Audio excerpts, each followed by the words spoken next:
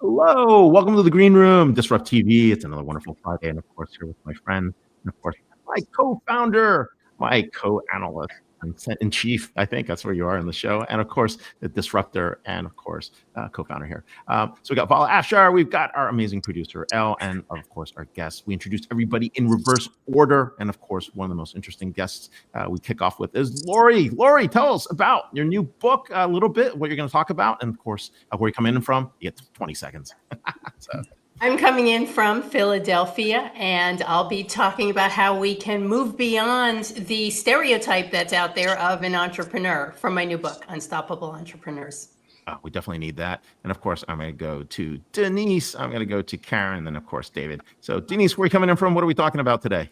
I'm coming in from South Lake Tahoe in California, and today I'll be talking about active inference AI and the spatial web protocol, which has just been ratified as a new internet protocol. Go IEEE. Woohoo! Yes. All right. So, Karen, where are you coming in from? What are we talking about? Hey, coming in from San Francisco and talking about sort of how organizations are really doing this AI thing. Looking forward to that. And David, of course, which secret bunker are you coming in from? Not a secret bunker. This is actually the top floor of the Ned Club. Right, one block that way is the White House, and a few blocks up that way would be Capitol Hill. Don't hold it against me. And we're going to be talking about how do you lead in uncertain times, both in terms of tech change, but also geopolitical change. All right, all wrapped up in one episode. Over to you, Elle. Let's do the count. All right, 3, 2, 1.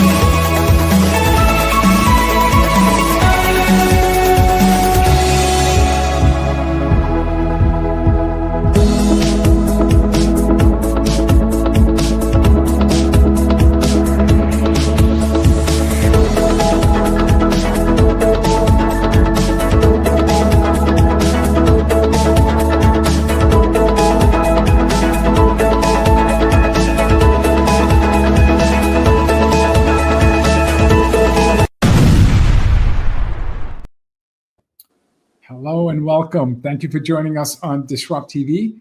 My name is Vala Afshar. I'm the Chief Evangelist at Salesforce and your co-host for the next hour. We welcome you to follow us on X at DisrupTV Show. It's my pleasure to introduce my co-host, Ray Wang. He's the CEO and founder of Constellation Research. He is the best-selling author of Everybody Wants to Rule the World. I see my good friend on TV just about every day. He's a regular contributor on CNBC, Bloomberg, Fox Business. And in my humble opinion, he's one of the top futurists to follow on X at RWANG0. Welcome, Ray Wang, to DisrupTV. Hey, thanks a lot. I'm with Vala Afshar, the Chief Digital Evangelist for Salesforce. He's also the author of multiple books, including Boundless. This is actually the Bible for unlimited business success and a #1 seller on Amazon. He's also working on a secret new book, so ask him about that later.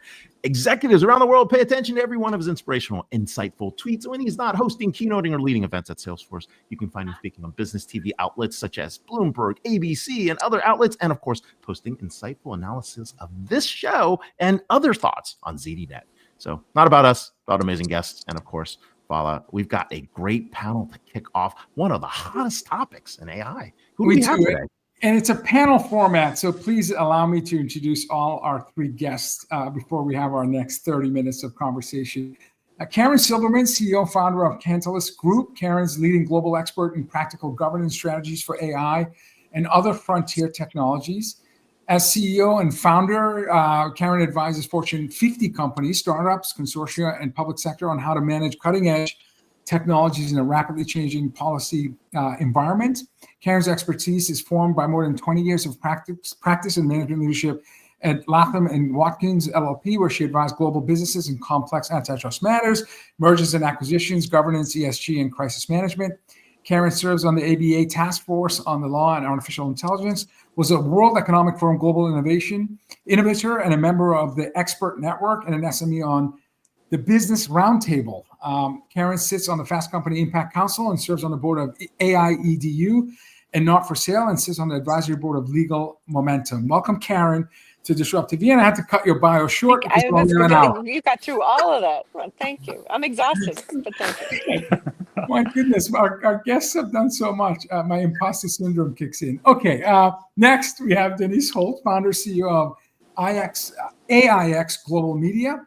Denise is a futurist educator, strategic advisor, and visionary founder of AIX Global Media and Learning Lab Central by eMersion Publishing, the world's leading education platform for active inference AI and spatial web protocol, which we're going to learn about. With a career spanning 3 decades, she started at age 5 apparently, career spanning three decades at the intersection of technology, media, and innovation, Denise has become the foremost voice educating the world on the next evolution of intelligence. On that's explainable, adaptive, decentralized, and deeply aligned with the physical world. Denise is the architect of the first and only executive certification program in active inference AI and spatial web technologies, delivering in-depth, enterprise-ready education for business leaders, developers, and global innovators. I had the privilege of listening to her keynote, mind-numbingly good. Denise is also creator and host of Learning Lab Live, a twice monthly broadcast and discussion series featuring researchers across the field of neuroscience, AI safety, and spatial computing. Welcome, Denise, to DisrupTV. Thank you. Thank you so much for having me.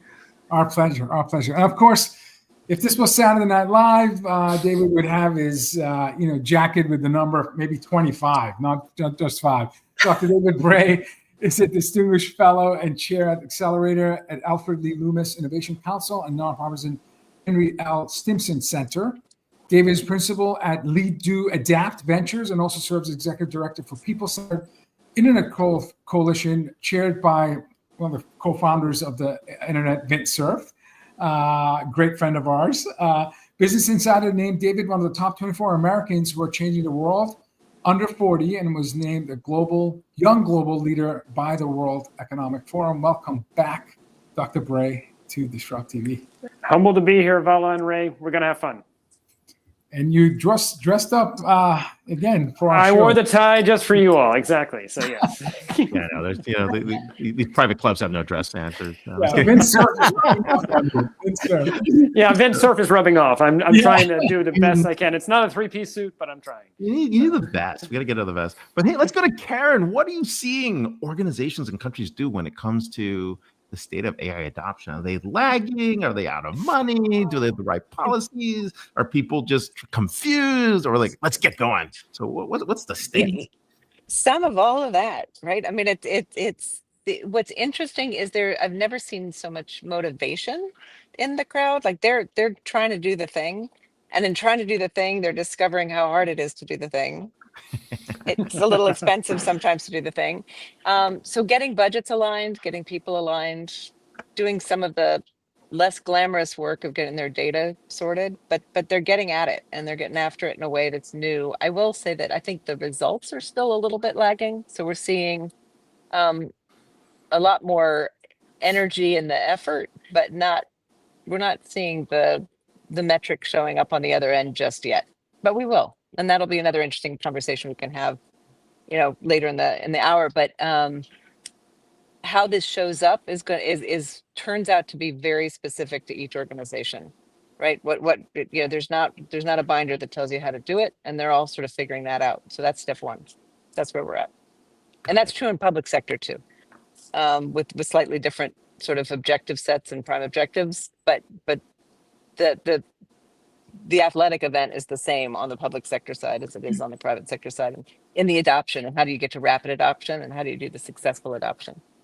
Same issues. We're going to move to a tight shot, so watch out, try to get to the center. But yeah, there we go. Yeah. So. I have to agree with Karen. I've been in tech for 30 years, and the amount of invitation to present to boards, CEOs, and the extended leadership team is unlike anything I've ever experienced.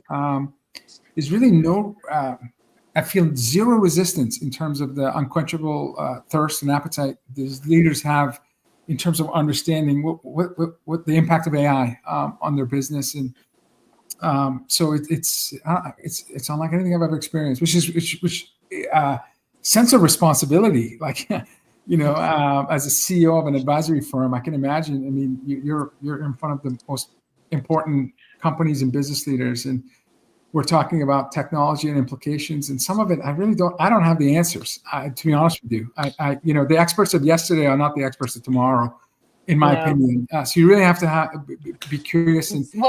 And a lot of the information sources are very highly motivated, right? They're either internal and they're people asking for budget or resources or to be left alone or whatever it is, right? Or they're they're vendors and they're trying to sell something. So I think that sense of responsibility is one that, we definitely feel, right? How do you give down the middle sort of subject matter, sort of clean and a clean read and perspective is tricky. And I know David and Denise work on this too, right? It takes a lot of core strength. But it's an exciting time. People are involved personally. They want to know personally how this is going to affect them as well as from an organizational perspective. So it's always a really rich conversation. They really are. And I also feel that the experience is less about slides and talking. When you do actually experience the capabilities, it's like when you're in San Francisco, you would know it. You spend a lot of time in San Francisco and you get into a Waymo and it's like, whoa, like what's going on? And of course, the next generation car doesn't even have a steering wheel or brakes or gas or mirrors. All the human interfaces have been removed. But even in a retrofitted Jaguar in a busy city, and when you're in it, when you're in that car, and you realize there's been 0 fatalities, 7 years with this car on the road, and so it's safe, but it just feels like magic. Speaking of magic and bringing clarity, which is your mission, Denise, what is active inference AI, and why should CEOs care about it compared to other alternatives like generative AI approaches? Yeah, sure. So active inference it's fundamentally different. It's a fundamentally different paradigm from generative AI. It's a neuroscience approach rather than an engineering approach. And instead of just generating content based on statistical correlations and static data like LLMs do, it produces ever-evolving models of understanding about the world. So it's how intelligent systems actually perceive, predict, and act in the world. And why should CEOs care? Well, active inference isn't just about producing outputs. It's about real-time decision-making, adaptability, and energy-efficient operations. It learns with less data. It operates closer to how humans actually think and use causal reasoning. It also doesn't hallucinate the way we're seeing with all these other transformers. And for enterprises, that means you can build systems that are more reliable, that are safer, that are more aligned with long-term strategy and context. And I think most importantly, it doesn't need to rely on centralized data lakes or enormous compute clusters. Active inference agents can live at the edge, inside a warehouse, a vehicle, a supply chain node, and they still make intelligent decisions locally, which that opens the door to truly distributed and scalable AI. Amazing. Oh, yeah. No, we're definitely seeing that shift. And I think that decentralized capability is what people are really excited at, right? Compute's going to happen at the edges. It's going to happen on the wide spot. Yeah. We're trying to get the situational awareness, right? All these things aren't happening right away. And so we're really excited. And what IEEE just passed, what, HSML? What was that all about? Or what was going on there? So HSTP, Hyperspace Transaction Protocol, and the programming language for it, HSML, Hyperspace Modeling Language. We will go deeper on that in a bit. Yes. So Yes. That's been exciting news that's going on there. David, I want to catch up with you really about what everyone's trying to call this AI transformation. I hate that. I actually think it's AI revolution, right? Because we're talking exponential scale, right? These aren't 10x improvements. These are 100x, 1,000x improvements. So in your experience leading technological change, like what's working? Because people are resisting. We see it. People are afraid, right? People don't see what's in it for them. Well, what's going on? How are we actually making that shift? And as you answer that, David, as a former accomplished CIO of FCC and a practitioner, and someone who rolled up sleeve and transformed hundreds of data centers into the cloud. You have scars. You have battle scars. You've done this. Yeah. So when you answer this, I just want, do you believe this is the most important technology of our lifetime? Do you believe that? I thought it was the web in '93 when I was in grad school, and the launch of the internet and the web, and Sir Tim Berners-Lee gracefully providing us the IP at no cost. I thought this was going to be the most important technology of my lifetime, but I now think differently. Do you believe this when we talk about AI? This is a 10x, 100x, or even more in terms of impact? So I would say it's actually multiple revolutions happening in parallel. AI is certainly one of them, but I would also say we should be watching what's going on in biotech that's actually happening. And I realize that not all companies are in biotech, but just this week we heard about there might have been the possibility of 2 foreign nationals trying to bring in something that could cause a lot of disruption to a country in very small vials. And so you may not care about biotech, but biotech cares about you. But also we got through COVID through it. I would also say commercial space technologies. The fact that you can image the planet as recent as 15 minutes ago at 0.25 meter resolution. If you don't have someone in your company thinking about what's your strategy for using computer vision from space, you should.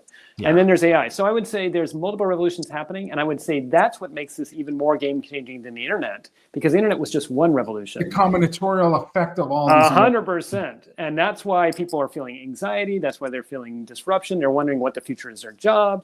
And the reality is, I think we're actually going to come out of this with net more jobs than jobs destroyed. There may be jobs displaced and things like that, but there's going to be more jobs. Now, we may all work less hours, but that's okay. I mean, I would actually be okay with doing 4 days a week instead of 5 days a week, if that's the possibility.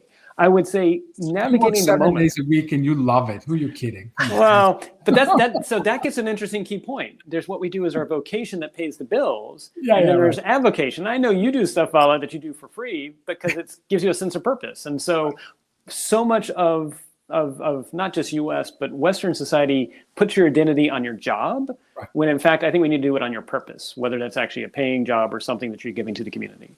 I do think the way that you can navigate this moment, because it feels very turbulent to folks, is 3 things. 1, you need to actually go back to core principles. What do you want to do great on?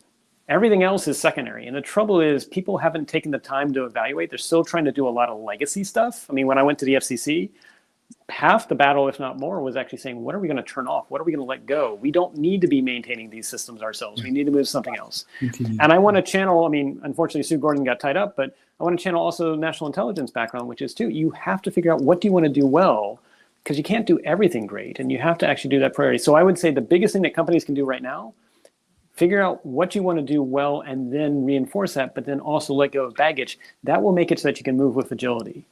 The second thing, though, is a lot of people are approaching this without empathy. Whether it's empathy for those people who you're asking to change, jobs you're going to be doing. I won't name names of any tech companies, but there's some that are giving very alarmist statements, whether that the AI can blackmail or the AI is going to get rid of 50 jobs or 50% of jobs, but they don't give any answers. And I'm like, that is a disservice to observe the problem, but not put forward solutions. So what we really need to do is encourage everybody to be problem solvers. If we're simply admiring the apocalypse or we're admiring the disruption, but we're not actually talking about solving it, that's no good. And then finally, the last thing I would say is whatever decisions you make, don't get anchored to them. Be okay with saying this is the best decision we can make as a company or as a country in the moment, but let's have pivot options. What I see is what kills a company or what even kills a country is when they make a decision and then they double down on it, even when it's now patently obvious they need to pivot. So maximize for pivotability, because I guarantee you, whatever decision you make, even if it's the best decision in the moment, in 3 months or 6 months, you're going to need to pivot. I like that. Digital Darwinism, stay adaptable. Karen, what concerns are you hearing from business and organizational leaders, and how can we overcome some of these concerns? Jobs, future jobs, and the role of when you insert a human and what their role and function. I hear that a lot. Maybe it's because of David's comment in terms of some of the pessimistic views that are being shared by CEOs regarding technologies like AI. Can you share your thoughts? Yeah, and I think it's sort of the shadow of what David's talking about, right? Which is it's moving really fast. Nobody knows exactly where to place their bets or how big to make those bets, or even understanding that agility is required. Sort of, well, what does that look like in a modern corporate setting? And at the same time, they still have all the legacy obligations, particularly if they're public companies, about reporting, about quarterly sort of how they're doing their disclosures and what the expectations are around investment and decisions and capital flows and costs of capital. And so you're operating with a lot of the legacy constraints, but trying to plan for the future. And that is, it feels, it's not even a Gordian knot, it's just a riddle, right? That no one's particularly figured out. So there's a lot of anxiety around that. So there's a tendency to retreat to metrics that we know, which I think is putting a little overemphasis, frankly, on efficiency gains as the byproduct of these technologies and the real meaningful adoption of them. So it's not just about laying off people in call centers and things, but that's something that is familiar and measurable. And so I think we get a slight over rotation on that, which leads to some of the empathy challenges that David's describing as well. And the 4-day work week sounds terrific, but those of us who who might be working 8. But I think that the real challenge there is that the new bargain hasn't been struck. Right. And so, and I've heard people talk about, it's going to go to a 30-day work week. Well, we didn't get the 40-hour work week without a lot of sort of regulation and labor policy and government intervention, which is not what people want right now. Right. So if the bargain is you're going to be much more efficient, we're going to be able to do more with less, but we're going to ask you to therefore do more, that's a different outcome than a 30-hour work week. Right. And so we've sort of got to decide at some and over time, I think every organization has to figure out what the bargain looks like for them in the absence of meaningful or foreseeable function in wherever David's sitting. But that's doable. That's just work we have to do, we haven't done yet. And you're starting to see little indications of people, sort of individuals, and then some very few organizations starting to make the declarations and come up with the language about how these technologies are really going to live in production, how they're really going to live in modern workflows, and what the commitments of those organizations are. How that matches up, though, with the capital markets expectations is a really open and pressured question. So watch this space. More to say, but it's complicated. It's going to be very complicated. Actually, it's really deep. And actually, David, as we look at this, right, we're going to change the way we look at efficiency gains and really figuring out mission and purpose, right? This question's always been asked: is how do we get from here to the Star Trek economy? And in Asimov's Foundation and Empire, right, do we ban the robots? I mean, do the robots ultimately disappear, or do we tax the robots, as Karen's trying to say on the other end, or do we do something else with labor laws and regulatory? This is going to be fun. So what do corporations have to think about? That's really what we're coming down to. Enterprises, organizations, what's important? Yes. So I think the first thing is once you've done those 3 principles and you've actually figured out what you want to double down on, you want to figure out what are your competitors doing and how do you differentiate your strategy? And actually, this is one of the things that actually generative AI is really good at. On a whim, there were some export controls passed in the beginning of January that may have been rushed out the door. I asked the generative AI to pretend I was a country that those export controls were being placed on. I said, not only figure out how to get around them, but actually tell me, GPT of choice, how you can actually make money. And guess what? The generative AI told me that. And so I think actually boards should think about using AI hybrid human red teaming. Not that the AI is going to get it right, but the AI will actually help you think outside of your current status quo. And that gets to the second point, which is, and I think we said this at the beginning, you cannot use the playbooks from even as recent as 2 years ago, let alone 5 years ago, to navigate them now. The playbooks are being done on the, we're rewriting the playbooks as we speak. And as it is, I guarantee you whatever playbook we come up for 2025 will not necessarily work in 2027. So boards aren't used to that. They're used to governing and saying, what's our KPIs? We're mapping them out for the next 2 to 3 years. That's not the world we're in. So you have to maximize and encourage your board to be learning. But the trouble is, what's the bandwidth of the board beyond the skill sets they bring to learn? And that's where the last thing I would say. So Herb Simon, who won a Nobel Prize, he's one of the founders of AI back in the day. He actually got his PhD looking at administrative decision in New York State. And what he showed was, whether it's in the public sector or in the private sector, we always optimize for what we know. We don't go outside that. And so that gets back to the first point, which is maybe AI can help you think about what you're not thinking, think about what your strategy is needing to differentiate itself from your competitors. So what I think is the challenge is how does the board differentiate the fact that most organizations are designed to filter what is fed to the boards so that you only get one version of the truth, when in fact the edge of the organization may actually know exactly what to do, but the trouble is they're not allowed by the C-suite to brief the board.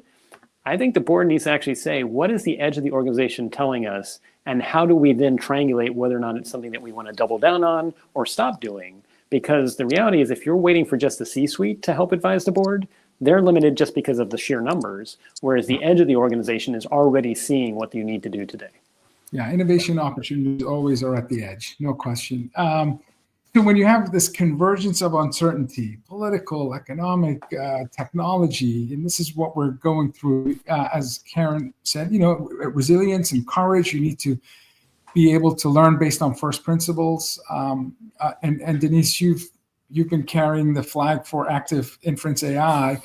When most VCs, investors, everybody's on the Gen AI bandwagon. So advice to other entrepreneurs and folks that are trying to potentially find better, smarter, faster, more efficient options. How do you go about, championing a cause when you're faced with an army of folks that are telling you that this is the path you should jump on? That's a really great question. And, for a while, it definitely felt like I was a lone voice in the wilderness. And, I think it comes down to just really conviction and context about knowing what this is and what's coming with it, and I'm old enough to have been through many tech disruptions, including the birth of the World Wide Web. And, so understanding that there are two aspects of this technology that are leading us into this next major tech disruption, both the expansion of the internet to include spatial domains and active inference AI, which distributes intelligence across networks for this collective intelligence that pushes compute to edge devices. So this enables autonomous intelligence that doesn't need to be tethered to giant databases. There's no superpowered GPUs that are required. And, if you just think about that for a minute, with current AI, we're living through the greatest technological subsidy in modern history. And most people aren't even considering what that means. Every query with these transformer models, whether it's ChatGPT or Claude, or others, or every API call to any LLM, this is being sold at a massive loss. This alone is unsustainable, and these are debts, and the bill is coming soon. Probably next year. So, given all of this, I just knew what this meant for the future of computing and really for the potential of humanity itself. And, also, I've been following the deeper science. Active inference is rooted in the free energy principle, which is a discovery by world-renowned neuroscientist, Dr. Carl Friston. And the free energy principle is what active inference is based on. And it's arguably the most important theory in theoretical neuroscience today. So when I saw what this could unlock, like these self-organizing autonomous systems that can adapt and plan and make decisions in real time with limited data, and these systems, they're systems that can be trusted for mission critical operations. So I just knew deep down that this was going to be the future of AI. While everybody was over here looking at the shiny object of Gen AI, I had a pretty strong conviction that this was where it was all going to. Well, the language of business is finance, so I think you have math on your side. So the good part. Eventually, the math is based on grounded truth. So. Right. Well, let me follow up on this point, right? And we talked a little bit about the HSML standards that are there. Why has there been so much advocacy for IEEE standards? Why does that matter, right? Like, so a lot of people might know who IEEE is, and these spatial web standards, like, what do they impact? What it means for people's livelihoods, businesses, your daily life? Well, so, it's important to understand that this means our internet is about to exponentially expand in size. These new standards, HSTP and HSML, they enable the expansion of the internet into spatial domains where anything in any space and nested spaces are locatable, identifiable, and programmable within this universal domain graph. So it basically enables digital twins of all entities and complex systems globally. So, it's really exciting now that after 5 long years of development, on May 29th, the IEEE gave its final vote of approval, ratifying this, right? So, I feel like this is a historical moment in time. This is the third foundational web protocol to be introduced since the internet's inception. And it's really about to change computing forever. These protocols are instrumental for this next era of intelligent computing. They provide the missing layer of context and interoperability that's going to ground AI systems in the world. So what HTTP did for the web or TCP/IP did for the internet, this is going to help scale adoption of multi-agentic, autonomous, self-driving businesses and organizations. That's stunning. Karen, put on your futurist hat. Help our audience get to 3 to 5 years from now. What are we missing now in terms of what we can expect? I can't even imagine 5 years from now. But I mean, that's right. I mean, talk about, dog years, right? But one thing we know is that it's not just that we're going to get agents and purely agentic AI. We will get that. I like to say we're sort of at an agentish moment right now, which still the tools are still pretty human driven, human motivated, grounded, guarded, all the things as they should be. And some technologies and applications are always going to be that way. We're going to want them to be. And some are going to be different, based on entirely different architectures, for one reason or another, narrow, wide. So there's going to be this rich mix of applied tools with varying degrees of autonomy that will be calling on each other, right? So you may have a really capable agentic system that's calling on a hybrid system that's calling on an analog human for some kinds of inputs or authorities. And I think that what we can be preparing for is the need to kind of everybody, every organization needing to manage this really complicated environment, asking all new kinds of questions, right? Which is, what are your authorities? How did you get here? Who are you and what are you about? Who manages you? Who owns you? Who controls you? I mean, we're going to need new verbs for it. We're going to need new nouns for it. And so going forward, I'm looking at this much richer tapestry of actors and capabilities along the lines we've all been talking about, but also a much more active thinking requirement by the humans engaging with it. Right. And so how do we get from here to there? And what kind of education do we, it goes way beyond AI literacy, which all for it, but it really undersells the exercise or the adventure we're about to go on. So so I'm looking at a world that has that dimension to it. And I'm wondering how we're going to get from here to there, in addition to some of these economic questions about the new bargain and how we really start to strike that. Right, and it's gonna be interesting, right? I mean, with HSML and the active inference that Denise talking about, we're actually see agencies and agents being built in there. I mean, we are the last generation that can be managed just by humans. Like we're the last generation to manage only humans. Agents will be managing us. We'll be managing agents, right? That decision tree is going to be collapsed. We have to determine when we actually insert humans, as we're talking about earlier. Automation is assumed. Here's the other thing is that it's not just about getting your workforce spun up and ready to do this. It's that your workforce shows up having experienced everything that happened before they got there and everything that's going to happen after. And all of that's going to be impacted by this, right? So we all have an interest in making sure that humans are well read and engaged. And I think, David, you were saying, we're all participants, right? Well, we're operating in a slipstream of time, right? And we're going to get slipstreamed in and hopefully have some context. Hope is the world, but hopefully more plan than hope.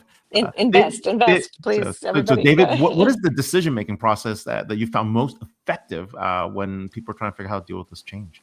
Right. Yes. As we wrap up here. So and navigating the change, I think it was spot on in both what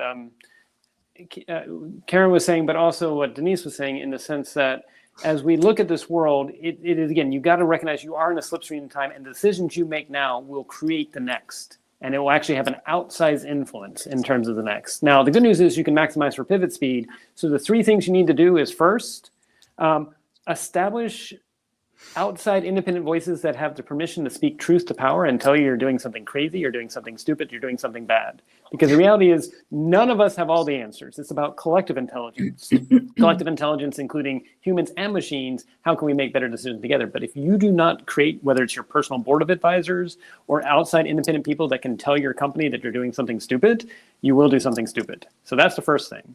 The second thing is actually then, what does the data tell you? But assume the data might be missing. The data might have synthetic data. It might be wrong. And so when you look at what does the data tell you what your company should do or your country should do, say, how wrong does this data have to be for me to change my decision? What's the decision elasticity?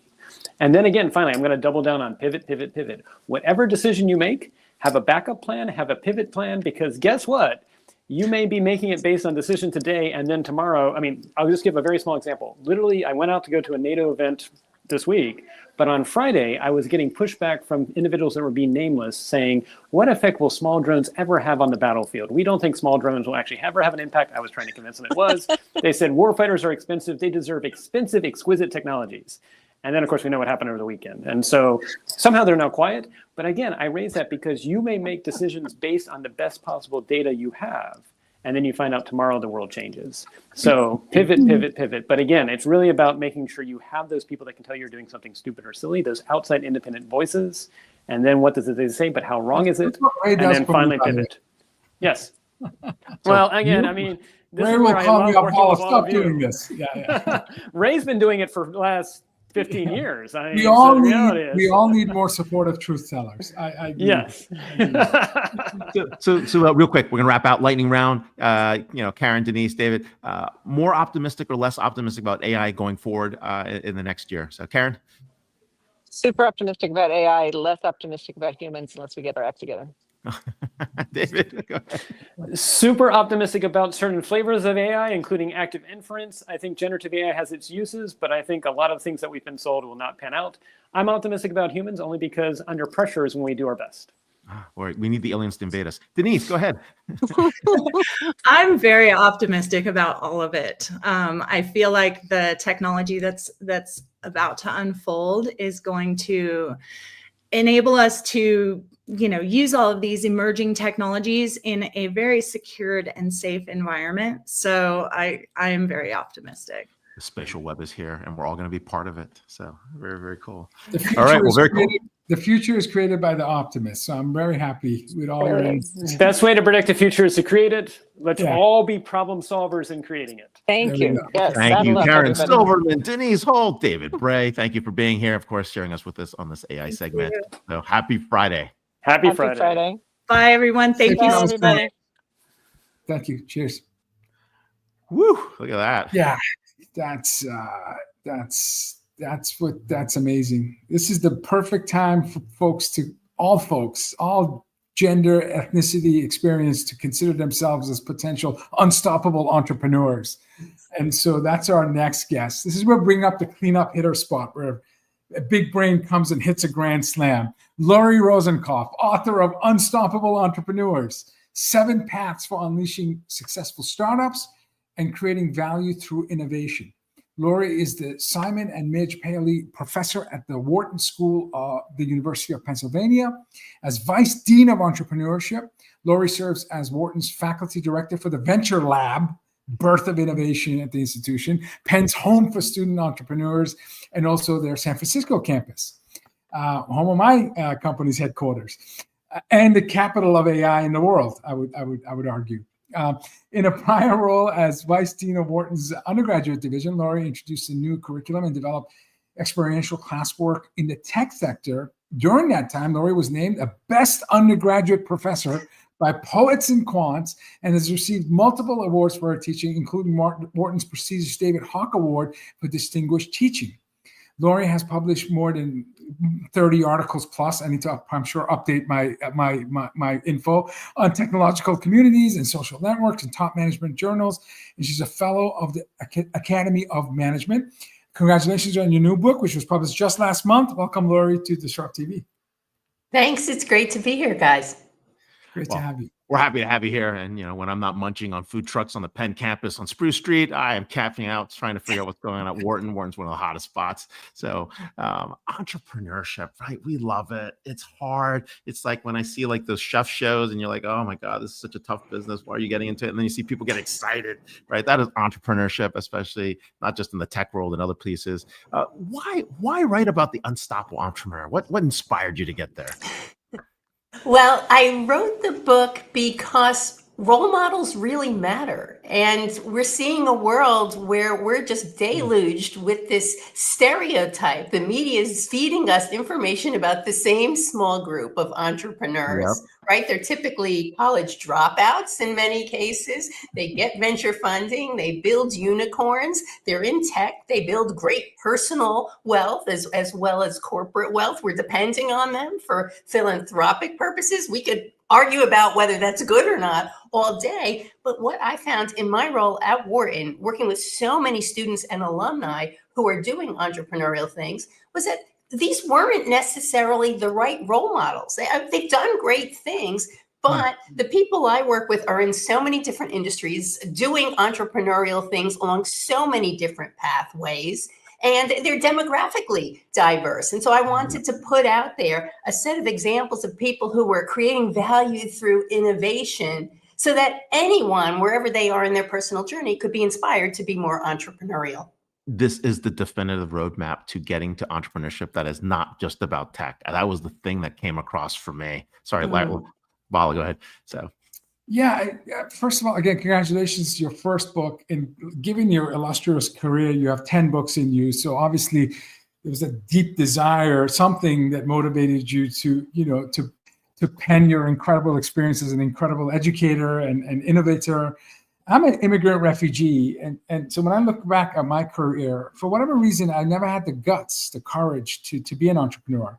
I felt like I've had responsibilities and roles, and I was the chief marketing, chief customer, head of engineering, blah, blah, blah. I've had autonomy throughout my career, but I was never the business owner, the CEO, the person that, decided to build something on my own and be a true entrepreneur. And I don't know why. It comes down to I just didn't have the courage. So I wish I had your book 30 years ago when I left grad school. So what do you hope you're reading out of your book? Because someone like me, if I had read your book 30 years ago, probably would have done a better job of risk reward calculation and did something perhaps on my own. What are you hoping your readers get out of your book? Argue that you're underselling yourself. Here you are, a content creator. You're building up new business areas within a great company like Salesforce, which is only a couple of blocks away from our Wharton campus. So I want you to look at this book and say, I am entrepreneurial and I can do even more. So it's meant to meet anyone where they are in their journey. Are you at a stage where you're so early that you don't even have an idea yet? Well, let's get out there and just get a bunch of career experiences that help you see different areas that you can mix and match in order to have that spark of insight that everyone else isn't having. But I really just wanted to get out there and get more people saying, I have done innovative things, even if I've just been at home with my family and I'm working on the routines for making my family life better. But I have this inspiration in me, and let me take it a little further and into adjacent areas. And that's the seed of innovation and entrepreneurship. I love that. It's a great point, right? And your book, what I love is the fact that there's so many different routes. Right. This is the thing. I mean, and you talk about the fact that an entrepreneur can even be inside an organization. There is, and that's the many paths to entrepreneurship that's there. Well, you know what it is? We should have given this book had it been written to our immigrant parents. Then we would have been felt a little better. Yeah, because if I wasn't a doctor or a lawyer, my mom still says, when are you going back to get your doctorate? And I'm like, Mom, what do I have to do? Like, give me a break. But anyway, someday. But the problem is my dad went back to night school at 60 and after 6 years got his PhD. So the bar was kind of set high in my house. Yeah. No excuse. Once you get all your kids out of school, Vala, I your think you and dad, I I are know, going has to do like a 200 patents. So I know your immigrant parents and how accomplished they were. So you're right. Karen's book needed to be given to our mom. Vala, we're gonna make a pact, Vala. You and I are gonna go get our doctorates in business somewhere when all our kids are out of school. Like we'll go back to school. Maybe we'll take a class with Lori and get started over there and figure out what's going on. So we really need to do that. But hey, how did you get to these paths? These 7 paths, right? They're so different. People typically tell the story, you're right, in that same framework and archetype. They work the archetype, and people are like, oh, I want to go do that. I mean, and which path more closely is aligned to your path, Lori, in terms of your career trajectory and the amazing work you've done? Oh, okay. There's a lot to unpack there. That was 3 questions in one. Well, so there aren't just 7 paths in the world, but my book is published by Wharton School Press, and our brand is the small book that you can take on the airplane and read in 2 hours. So we went with 7, and I start with the disruptor. So I want someone who is doing some of these disruptive things and building a unicorn. But the person I profile, Amy Errett, who's the CEO of Madison Reed, which is a hair color company, which is essentially become a unicorn at this point. She's certainly not the stereotype that we see of, the tech bro sorts of guys. But from there, I just start branching off into different ways to tweak that. So the bootstrapper doesn't take any venture funding, or for that matter, debt financing. Somebody who pulls themselves up by the bootstraps, uses their own funds, and runs off the profits of their small business and builds it out over time. The social entrepreneur who introduces impact goals, and they're as important, if not more important, than the financial goals of the organization. The technology commercializer doesn't invent the new product or service, but finds technology that's out there and figures out how to bridge to markets and commercialize it. The funder brings financing to lots of other entrepreneurial folks, but starting a fund, that's like starting a business. It is not like, it is starting a business. And Wharton and Penn are really birthed so much of the alternative investment industry. It was especially precious for me to include it. The acquirer, you don't have to start something from scratch. You can pick up a mom and pop business in a variety of ways and start to roll up a series of them, or build out and innovate and modernize and create a lot of value that way. And then finally, the entrepreneur does the entrepreneurial thing, but with the support of their own organization. So they're pushing on a new business. We can talk about examples of any of them, but that's how you spin it out. But if I had one more path to put in there, the 8th path would have been the content creator. So you guys are in the book, because you are creating value, right? You've come up with a way to get space in the attention economy and bring your ideas to people who value them. That's entrepreneurship. It's a really example. This is Stephen Covey's 8th habit. So you have now an opportunity to follow up with another book with additional rules. You have to use a prime number to get people's attention. Like it's got to be 7, 11, 13. My previous book had 7 design principles. So 7 seems to be a good number. Well, in the book, I also do have 6 R's, because across all of these very different stories, I wanted to distill some aspects of how an entrepreneurial mindset operates. And I did wind up with 6 R's there. And so resources, relationships. Yeah. Let's talk about them. Reason and recombination. How do you come up with ideas in the first place? Relationships and resources. How do you amass all the inputs that you need to actually deliver on them? And then resilience, right? The book is Unstoppable Entrepreneurs. Resilience is really the most important quality of all. We heard about pivoting in the earlier segment. Resilience and, of course, results. How do you even measure what you're doing? And for me, defining entrepreneurship as value creation through innovation, that's just a much more expansive and inclusive definition than the stereotype. There's so many ways to create value. Yes, financial value. Look, I'm a Wharton professor. We're all about what's the financial value. But what's the social value? Are you creating jobs in a community? Are you helping with big problems where we need public-private partnerships? And emotional value. What does this mean to you? And how much is enough for you? And what are you trying to accomplish that makes you feel that you've done something that matters? Like, all that is value creation. I love that. I just listened to a talk. Is a founder CEO of NVIDIA, and he talked extensively about the importance of resilience. And again, as I look back with my parents, my own experience, resilience is super important. Yeah, when you think about what prevents us from adopting an entrepreneurial mindset and spirit, and is it fear of failure that prevents us from pursuing that path? What keeps us back? Is based on your experience studying entrepreneurship? Well, the people who aren't entrepreneurial, what keeps them from it is, yes, I think a fear of failure and risk. And there's been so many studies that have contrasted East Coast of the U.S. versus West Coast of the U.S. and the more embracing attitude toward failure as an important part of the journey towards success on the West Coast. So that's been sort of well documented. But the folks that do it, when you get them to talk about their stories, and not just from one success to another, but what were the hard moments, that's always where my audiences for any sort of panel will stand up and take the most notice. The psychological trauma for people of trying to figure out how to get past these issues. As an entrepreneur, doing any of these paths, anything entrepreneurial, you're consistently faced with negative feedback. You're doing it wrong. Your product isn't what I want, etc. So you have to, I'm an engineer originally by training, and there are many ways to solve a problem. And you have to have that mindset that allows you to keep trying different ones. But then some of the setbacks aren't even a result of the choices you've made. Yeah. COVID happens when you're running an in-person business. What are you going to do? Tariffs happen, our macroeconomic situation right now. How are you going to adapt and change with that? And so the people who are most successful in these sorts of settings are the ones who say there's always a lot of ways to solve the problem. And my why isn't going to change, but my how, I can adapt that. I love that answer. When I was preparing for this conversation with you today, I was thinking, how could I apply this to the cheesesteak or soft pretzel market in Philly?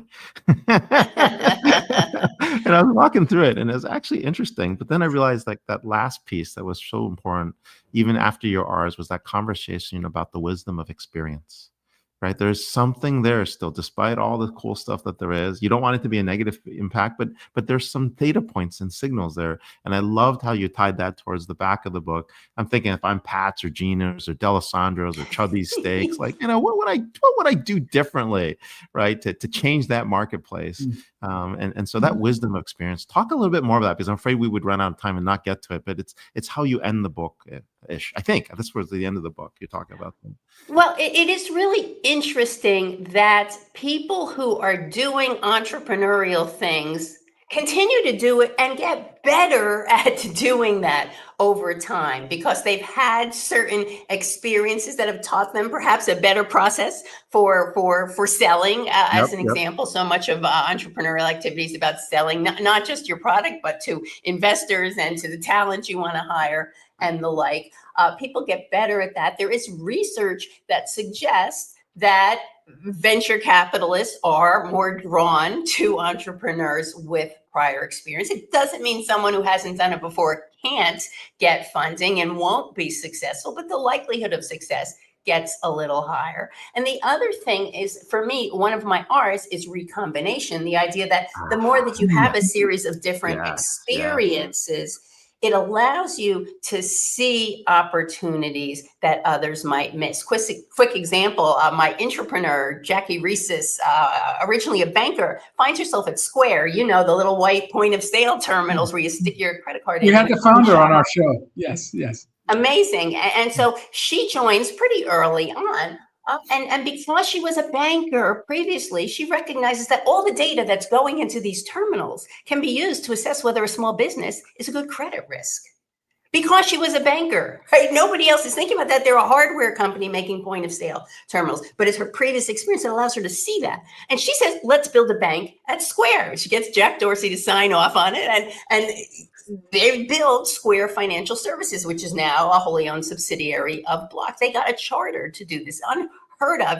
And anyone else who looks at this says it's risky and it's crazy. But Jackie doesn't see this as risky because she's a banker and she understands this. So risk is not one of my 6 R's. Yeah, at first I thought you were talking about Jack, and then I realized it really is a Jackie. So this is Yeah, good to know. yeah. Jacqueline Reese's. Yeah.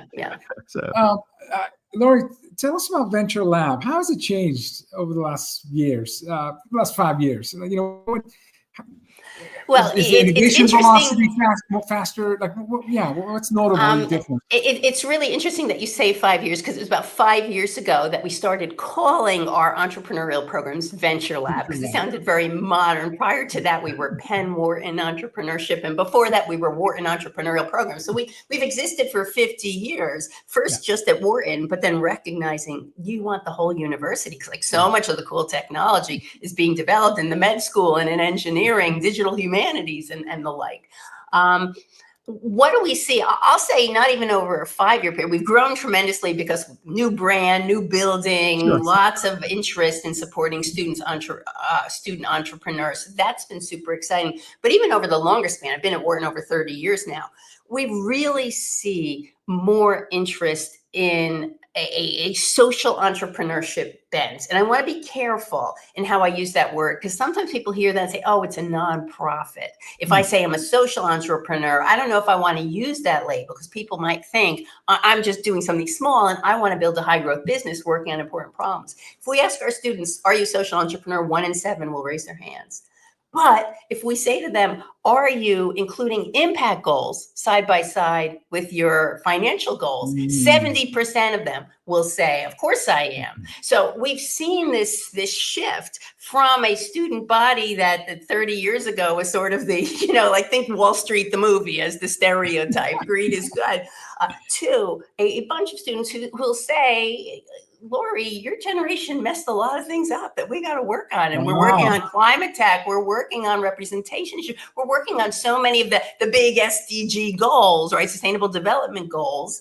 And these are things where we can create businesses that do well, but we also have to be very clever and thoughtful about how to do it. One woman built a company to clean up plastic from the ocean. And at first she's depending on grants, you're spending money to get the plastic out. And at some point she figures out the chemical reaction that allows her to convert that into usable packaging material, which she can then sell. And then in one hand starts to wash the other, right? Then you have the flywheel where it's social entrepreneurship, it's solving an important problem, but it's also quite profitable.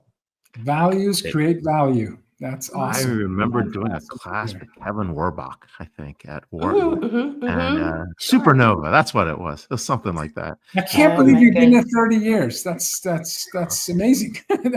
Thank you. I appreciate that.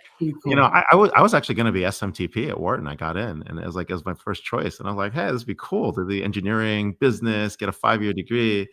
And then my parents wanted to be a doctor. So, yeah. Well, careers are long. And along my pathways, many of the people will do 2 paths at the same time or multiple pathways in sequence. So, there might be a doctor in your future. Your doctor was Columbia, right? If I'm not mistaken. That's correct. Yes. Okay. Wow. Cool. We've had Rita McGrath on our show, who teaches at Columbia. Rita McGrath and I have a long history. She and I were doctoral students at the same time. She was at Wharton and I was at Columbia. And then we switched. And we've each spent 30 years. Yeah. I was on her Sparks recently. Oh my God. Yeah. So, oh wow, you guys have So Vala, we're going to get dinner in Princeton and bring those two together.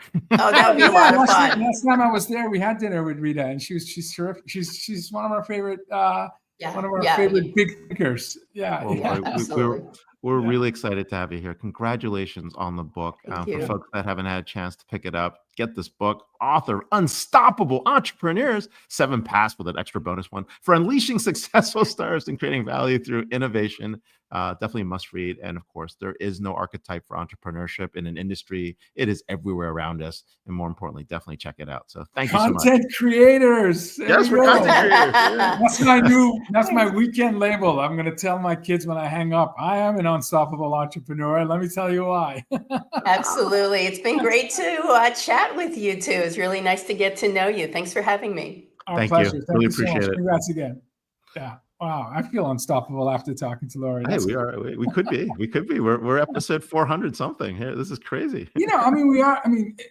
You and I may not have many superpowers, but when it comes to content, we do a good job, and it's not just one of the longest running podcasts, 10-year podcast with nearly 1,400 interviews, which equates to over 1,400 hours of conversations.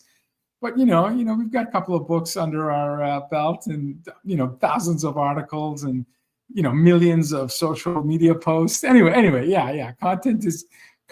Yes, Okay, we haven't monetized this, therefore that doesn't make us the entrepreneur. We'll have to figure that one out. I gotta tell you, Goodwill. I find when you find something that you're intrinsically motivated to do, the money thing doesn't necessarily drive you. And you're right. We certainly could do a better job, since we've done none, to monetize what we do. But again, you're a CEO of a Silicon Valley firm and doing amazing. And I happen to work for a pretty cool company. And in a month, I've been there 10 years. So, it's a decent run at Salesforce. So anyway, yeah, even though we haven't monetized, we still, my Mondays feel like Wednesdays or Fridays, or, I feel good about what I'm doing. So that's ultimately success, right, Ray? Yeah. If you like yourself, you like what you do and how you do it, I think that's kind of my simple definition of success. Okay. This was episode 401. Next week, we have David Roberts, CEO of Sugar CRM, Jonathan Stutz, author of Daily Practices of Inclusive Leaders, a guide to building a culture of belonging, and Wes Adams and Tamara Miles, co-authors of Meaningful Work, How to Ignite Passion and Performance in Every Employee. Thank God we have a world-class producer, because there's always a strong theme to our show, and certainly inclusive leadership and creating an environment for meaningful work will be a topic for next week. If it's Friday, it's DisrupTV. Thank you for watching, and we'll see you next week. Bye, everyone. See you guys in the green room.